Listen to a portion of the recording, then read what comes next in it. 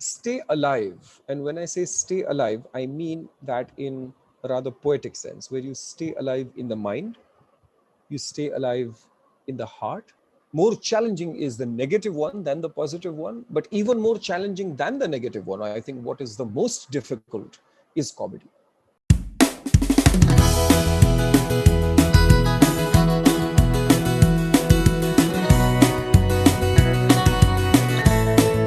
So, hey everyone, welcome to Success Stories Talk Show Season 2, presented by Trident Communication in association with World Humanitarian Foundation. I'm Alka, your host for today, and our guest for today is Mr. Ojas Rawal. He's an actor, writer, producer, and a comedian. Now that we have him with us on our show today, let's talk about his journey of success. So, hi Ojas, how are you? Hi, namaste, namaskar, how are you? I'm fine, thank you. And thank you so much for being with us on our show today. Thank you. It is an honor and a privilege. Thank you for reaching out to me. So just we were reading your profile, and I know that there's no huge connection between academic sciences and acting, but you kind of did your biomedical science from Florida, and now you became now you're an actor. So what's the reason behind the change? Like, how did this happen? I think it's not much of a change, but I think it was more of a discovery. The journey is something like where your goal is an evolving point. I don't think I was ever one of those where you immediately know that I want to become a doctor, or I want to become a lawyer, or I want to become a chartered accountant. But for me, the goal kept evolving, and I think that is a good thing, because if that is something that is your path of self discovery, then it's good to have that. So yes, there were no academic sciences way back when, but when I finished, or when I was still doing my biomedical sciences, I always was associated with the arts. In fact, I was associated with the arts ever since I was a child. uh, be it school, as in primary school, secondary school, or even junior college in Mumbai. I used to be involved in the arts. I used to always have uh, uh, seeing myself participating in debates, in elocution, in content writing, poetry writing, or recitation, or even one act plays, and then main stage plays later on, because as school kids you don't really get to act much in main stage plays. But so I was very much involved with that. And then even when I went to the United States, which was about 10 very important formative years of my life, I was still associated with the arts. I used to write for a newspaper as a journalist, and I used to cover the arts.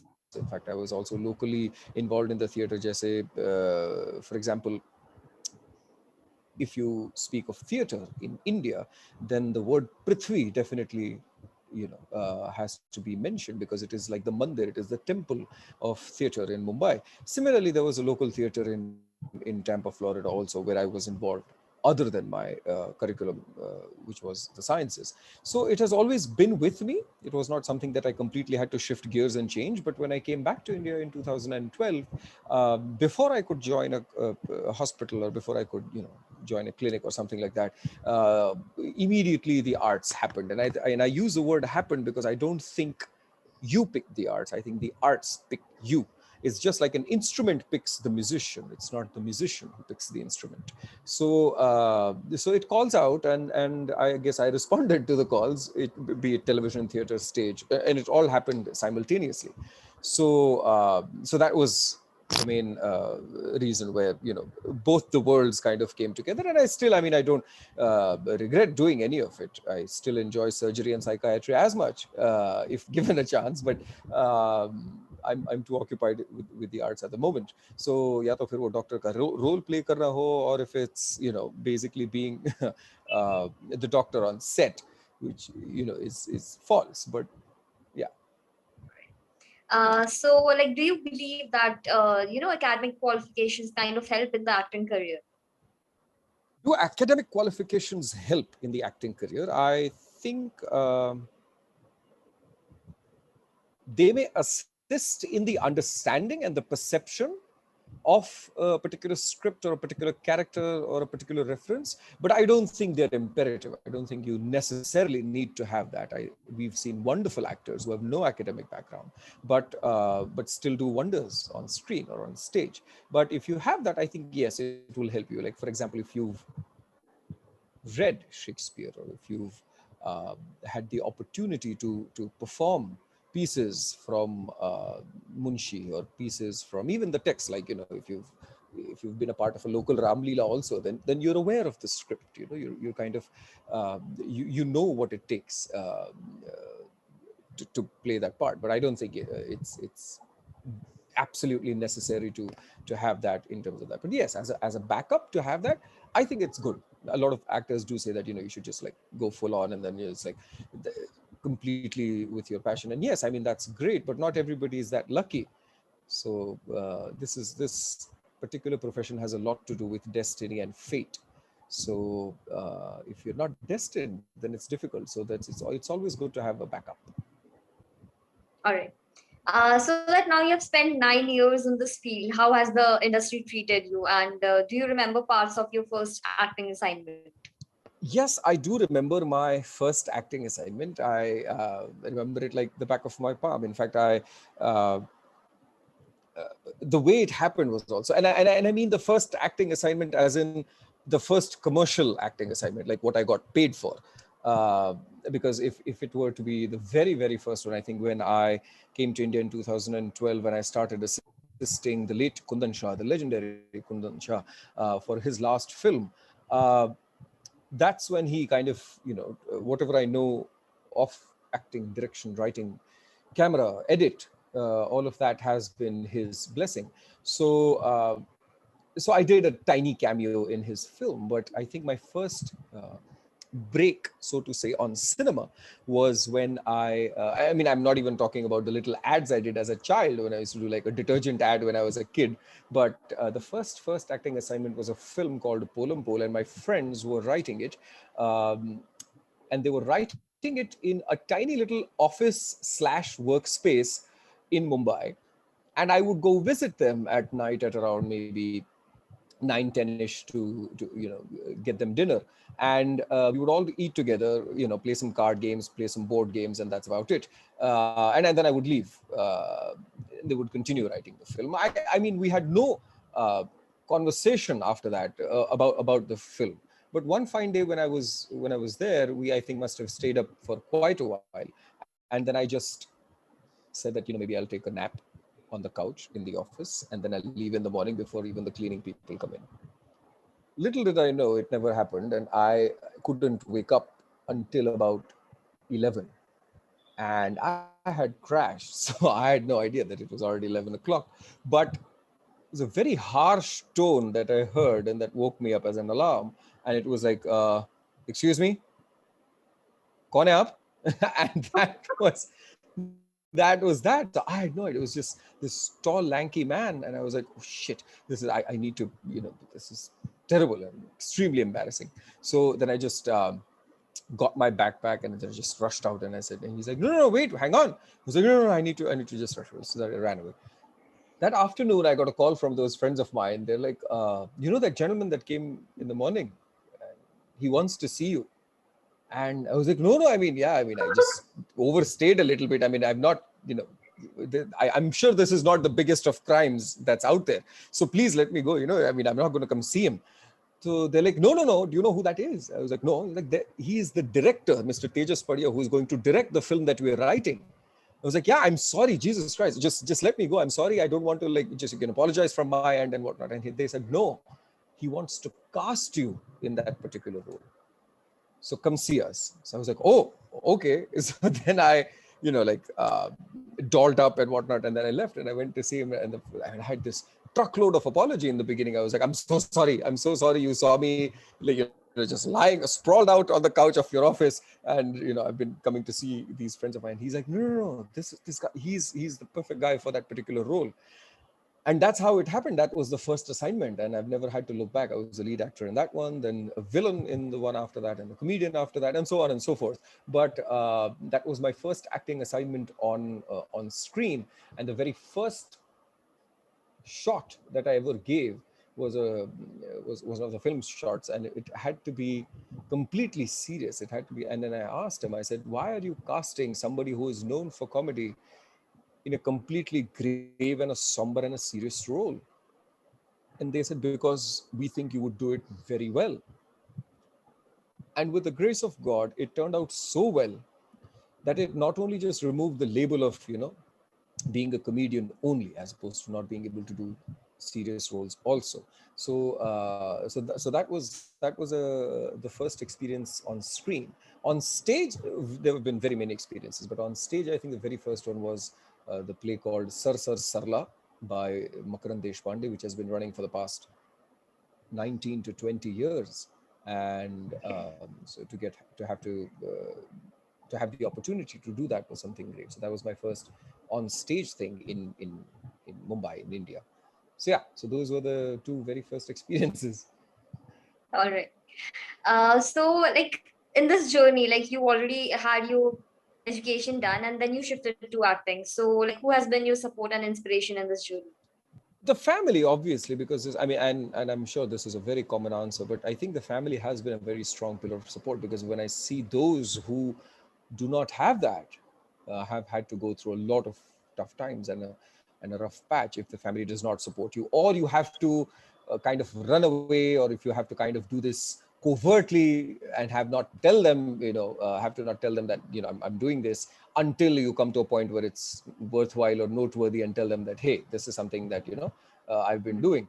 uh, and you've seen those stories also, where the parents then come up to the child and then accept that the person is doing the arts, because they say that, oh, today I was introduced as your father, or I was introduced as your mother, and that is a moment of pride for me, and that is why I accept what you're doing. So that, I think, that's the more difficult road, but I did not have to do or go through that, because I've had a very supportive family. I've had a very supportive set of parents, and the extended family, who have always uh, said, if you are happy doing it, if you think you're content doing it, if it is something that is not a burden, if you think that is not something worrisome for you, then definitely go ahead and do it. And you think that you can make a living out of it, then do it, and then be very careful about it also. So those have been my very good support systems, other than the people that I met along the way, the directors, the friends, the fellow actors, the writers, so on and so forth. So as you mentioned that when there's a rough phase, there's the family who supports you and ups and downs are a part of life. So like when you have your ups and Yeah. downs, how do you deal with um, I'm a very serious and a private person in real life, that is off camera.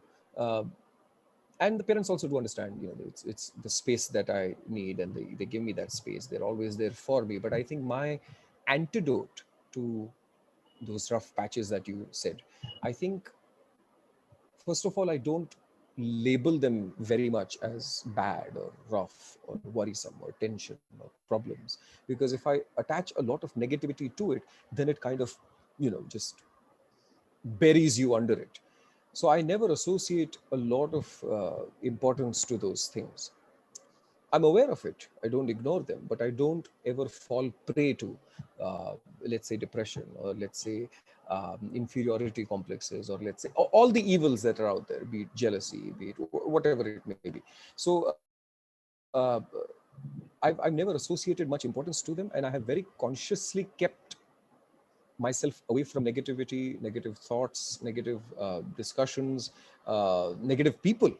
I've unfortunately met a lot of negative people also in this industry, who are out there, and I think they exist everywhere. It's not just the cinema world or the show business world. I think it's also prevalent in corporate. But it's it's easier if you just kind of shield yourself, if you kind of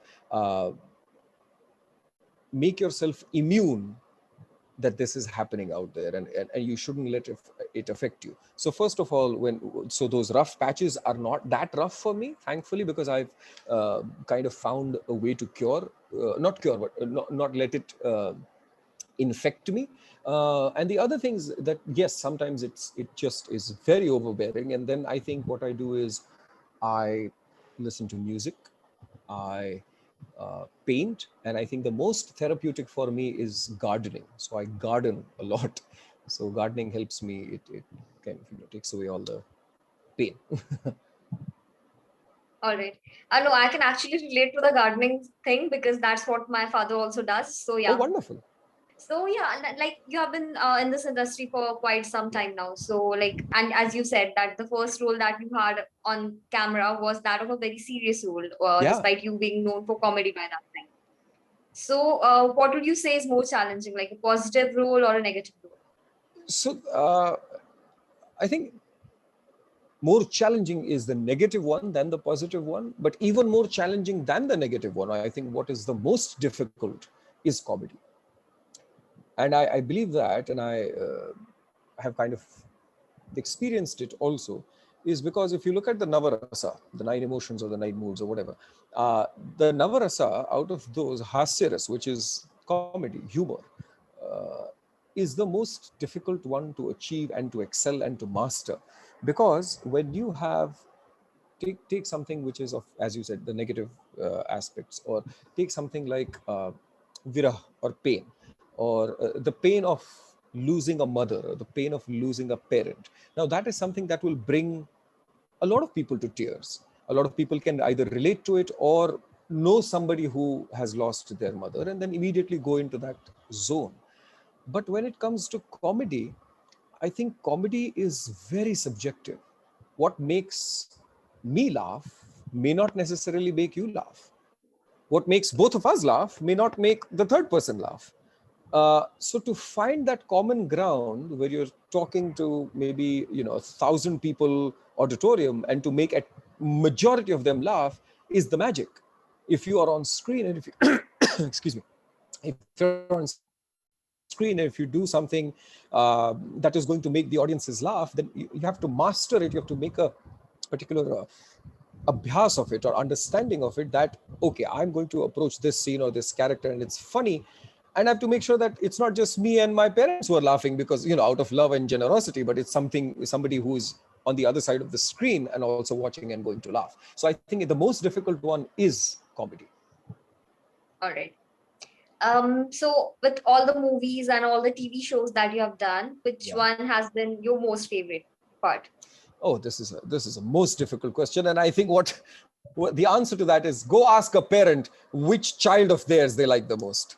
I think it's all of them, because you've put your entire heart into all of them, even the ones that didn't see the light of day, even the ones that have not been complete, because when we hear film dabbe mein chali gayi, or it had to be scrapped. But even those films or those projects are very near and dear to us, because we lived that character, or either we directed it or wrote it or enacted it or whatever. But all of them are very important. But I think what I can answer to your question is that which have been the most noteworthy or important in my life. And in that sense, I think in film, I think it was the double role that I played. It was just my second film, right after the one that I mentioned to you, where I got cast accidentally. And in that second film, I had to play a double role. It was an out and out comedy called Chor Bani Thangat Kare. And that was a wonderful story where a kleptomaniac steals a live bomb and he runs away. So and then the whole city is, right after him. But that was, I think, a very path breaking film in my life, because it got a lot of attention. It got a lot of attention of people. And in people, I think it got a lot of attention of my own industry people, filmmakers, writers, other actors, casting directors. And that was very important. The film may not have been a commercial success because it was released at an inopportune time, which coincided with flooding all across the nation. But it caught the eyeballs of a lot of my peers, and that helped me a lot, because it established, it gives you that stamp that you can perform very well. And it were two very opposite double roles in that film. When it comes to television, I think there is a time before Lady Special in Ojas Rawal's life, and there is a time after Lady Special, because Lady Special was a television series which was produced by Optimistics, and it aired on Sony TV. So when I was doing this series, it established two things. That one, that given a very serious, somber, grave, complex character, this person can act. So that is the one thing that it established. And if, because it's television, it reached out to a lot of people, and because it was really extremely beautifully written and made, it reached out to even more people. I've had people stop me on the Bhubaneswar airport. I've had people talk to me in California. So people have, it was very, very widely, very well received. Uh, and the second thing it established was that I'm a Gujarati who can speak Hindi without an accent.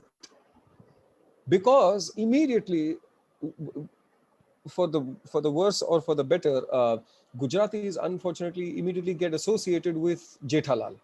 The popularity of it has been so well that it's like, "वो Jethalal wali Hindi bolo," which is basically Baba Hindi, when Gujaratis try to speak that kind of Hindi. But because the serious character in this series had to be purely Hindi serial, तो Hindi बोलना बहुत जरूरी था इसमें, and that is what it established, that no, this person can speak Hindi without a Gujarati accent. So these two things happened very importantly. So I think these two were very important projects in my life. So as you mentioned, like Lady Special was one of your like most significant works, Yes. and our associated partner is World Humanitarian Foundation, which works towards women empowerment. So Oh, what are wow. you about women around the world? Um, as you correctly, thankfully, answered my question in your question, is that the very fact that I did something, a series like Lady Special. In fact, somebody before you has also asked me, why would you say yes to a Lady Special when you know it's a female centric project? It's something. Did you not feel insecure? Did you not have any problems? You're the lead actor of it, and then the whole story revolves around the actress. Then why would you say yes to it? I said it is not. It doesn't have anything to do with that. It's a great story. Is a great story. Uh, and fortunately, yeah, as may have happened by chance, I think, but all powerful women characters have always inspired me. And powerful, I meant as in good, bad, whatever. It could range anywhere from Golda Meir to Margaret Thatcher to Indira Gandhi, and these were from the political realm. But also, other than that, women who have been making waves have inspired me. I think in terms of acting, Meryl Streep has inspired me more than any male actor that I've seen or observed or understood. So I have no problems in sharing that, or in saying that yes, they have been very wonderful inspirations for me. In fact, thank you for bringing this up. In fact, the play that I did last, before the whole pandemic happened, or before the whole lockdowns happened, we were supposed to tour the US, the UK, and Canada with my play called Mera Piya Ghar Aaya. And in Mera Piya Ghar Aaya, I play a woman for almost 80% of the play. I'm in a proper sari with all the ornaments. I have my wig. There is a veni. There are flowers in it, and I have about 6.5 minutes backstage just to get into that outfit. So that's when I had all the more respect for women. I was like, no. They do need to take the time that they do to get dolled up. This is not happening. But yeah. So I mean, I was okay with that also, uh, because the play was very wonderful. But when it comes to women, there was a need of bringing them to the forefront with empowerment. There is still a need, but I think there is a lesser need now, because I think we've progressed. I think we've progressed much more than what we were earlier, which was a very horrible disparity. But now we've made strides. Women have made strides. Men have, I think, only helped. For example, I am part of an NGO where we started during my year of presidency an award called the Best Female Leadership Award. So to those chapters, we have chapters all across India, our NGO, and some of them have females as presidents, some of them have males as presidents, whichever tenure comes in whichever hierarchy. So I started that award to recognize those women who have done wonderful work. And the best female president's award was and it still continues. Maybe we'll come to a point where we don't need that award anymore, where it's equal. But working towards gender equality, working towards getting women their recognition that they deserve is something that is not I wouldn't go about parading it or heralding it or whatnot, but I think it's very necessary. It's just something that has to be done. It's that simple. They need to be given the place that they deserve in society. They need to be given the opportunities. They need to be given the pay that there is. Equal pay is also a problem, which is unthinkable of. Like, why would you discriminate in the paycheck that you are giving based on gender? It shouldn't be. So I think, yes, we have made a lot of progress. The world has progressed towards a better world, but there is a lot more work to be done. So continuing with that, and all the more power to women.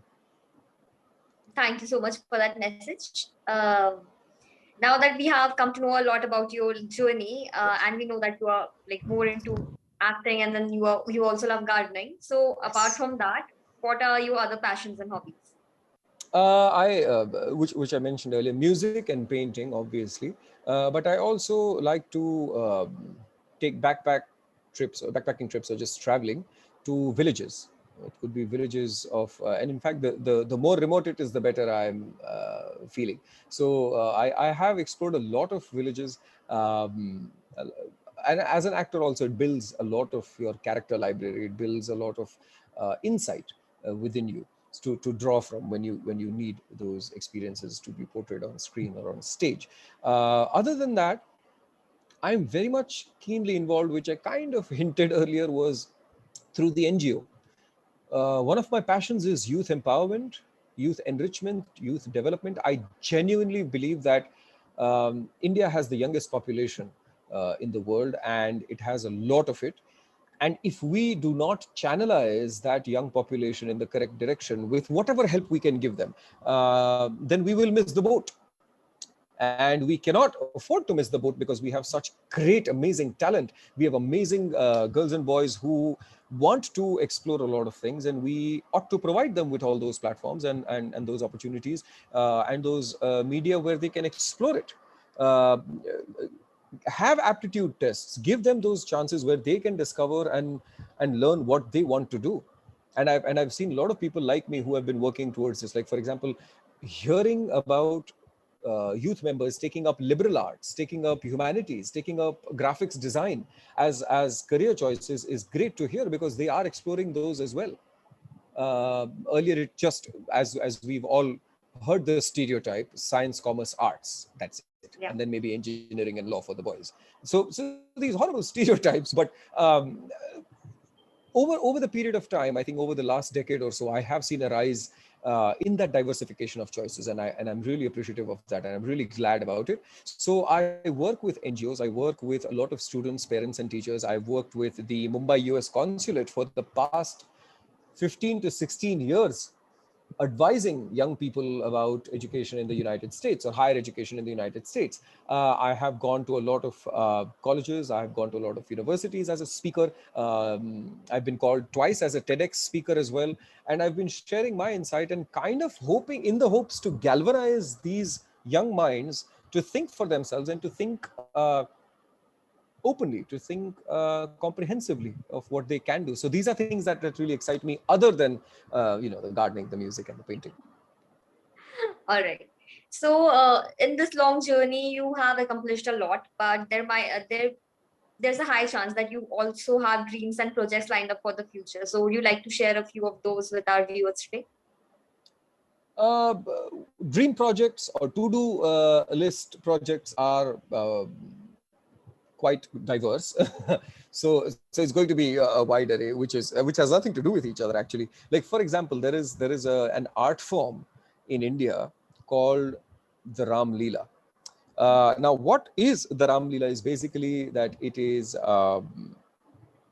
a stage is prepared, typically happens during the Navratri festival, and the epic, the mythological, the text is performed on stage for all those days, and on the 10th day they burn the effigy of the demon Ravana.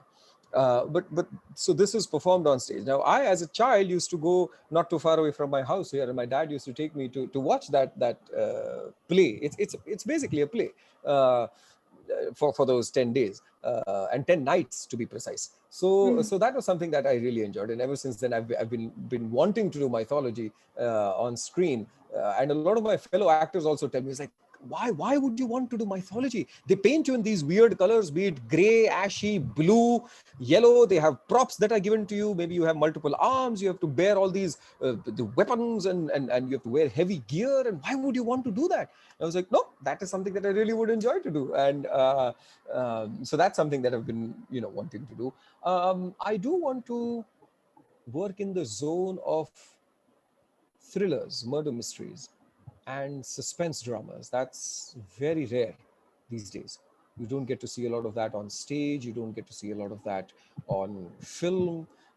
Yes, the web series genre has opened up a lot of, web series avenue has opened up a lot of doors for such genres. But yeah, I want to see more of that, and working in that. And one thing that I really, really want to do is work with the NRI cell, the Pravasi Bharatiya cell that is in New Delhi, uh, and that functions for Indians overseas as well. So a lot of the people that are from India but living outside in other countries, or their second generation or third generation uh, children, and the connection between them is this office, and it does a lot of cultural programs.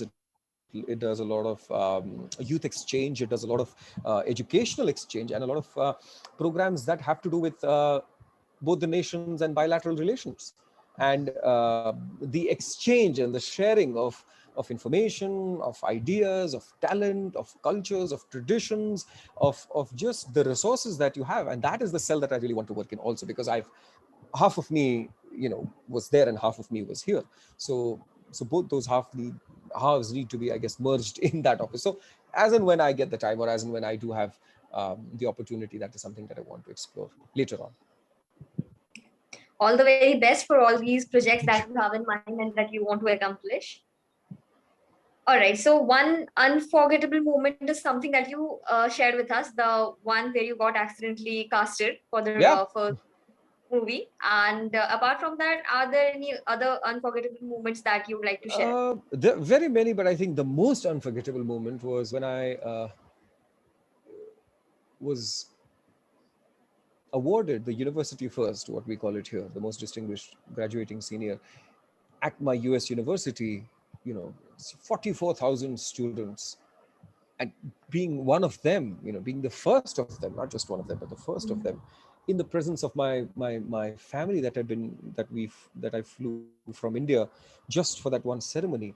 uh, I think that was as close to euphoria that I came to. An entire uh, it's basically a basketball stadium.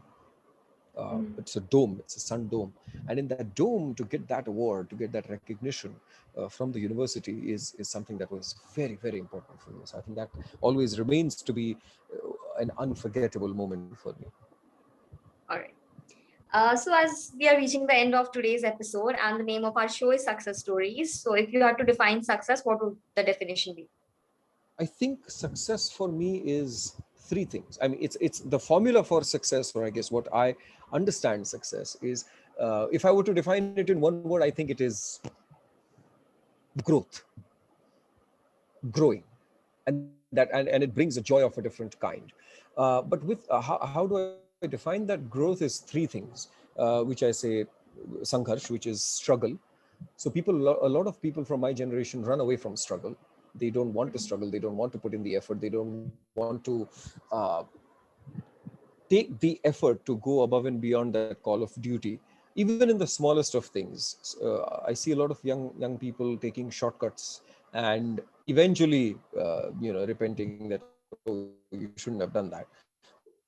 So sangharsh, which is struggle, that is something that they need to embrace. They need to take it as a learning experience for them, which is also struggle should always be taken upon as a learning experience. It will help you in the longer run as if you harbor the student instinct. Second is the absolute determination with which you go ahead, the absolute the research that you must focus on, and you have this uh, ability which I mentioned earlier. The abhyas is understanding what you're doing completely. If you are be it film, be it somebody who is a student in a college or a university, it could be somebody who is trying to become a doctor, it could be somebody who is even trying to take an interview like you. I think the most important thing is how well prepared you are. Just like you prepared for this interview, if people put in that preparation, the abhyas is basically knowing everything about something that you are attacking or that you are going to be dealing with, and knowing that comprehensive information about it, that takes a lot of things. And the third thing is uh, just absolute resilience, the absolute uh, zeal to do better, to come back, to uh, to excel.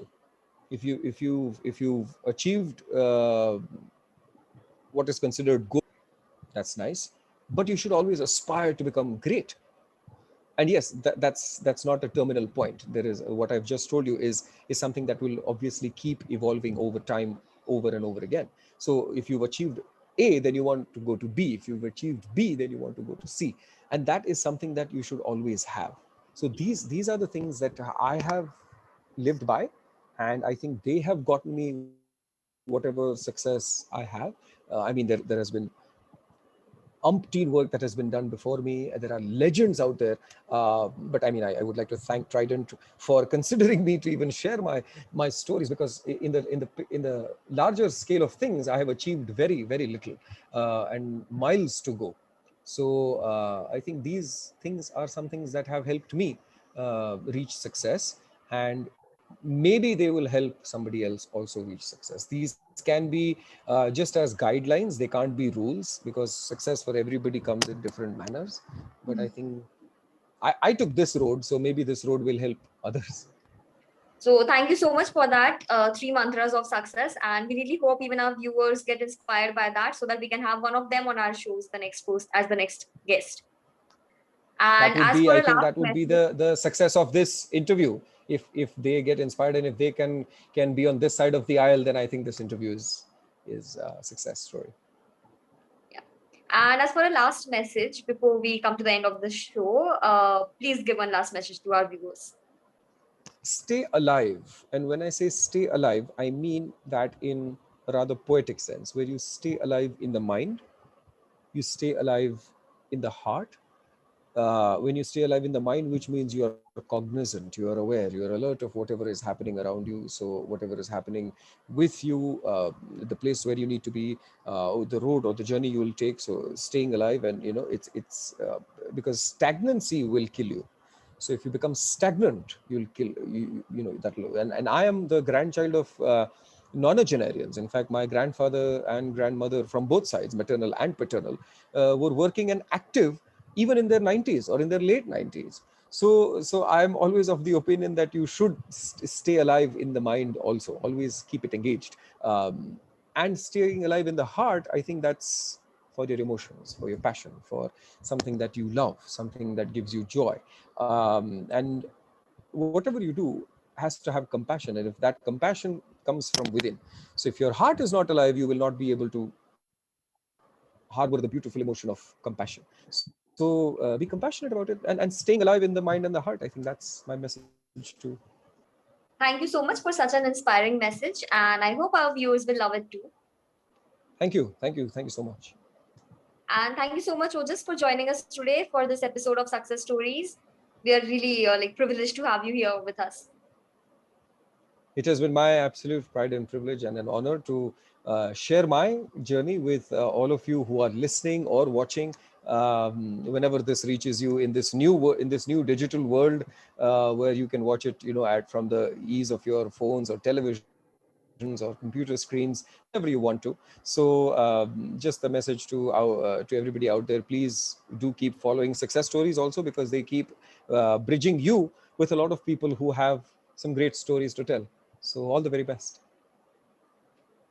And thank you so much, everyone, for being with us today on this episode of Success Stories. For more such stories, please subscribe to our channels. And we are out with a new story every Monday, Wednesday, and Friday. So until the next story, just stay safe and bye bye.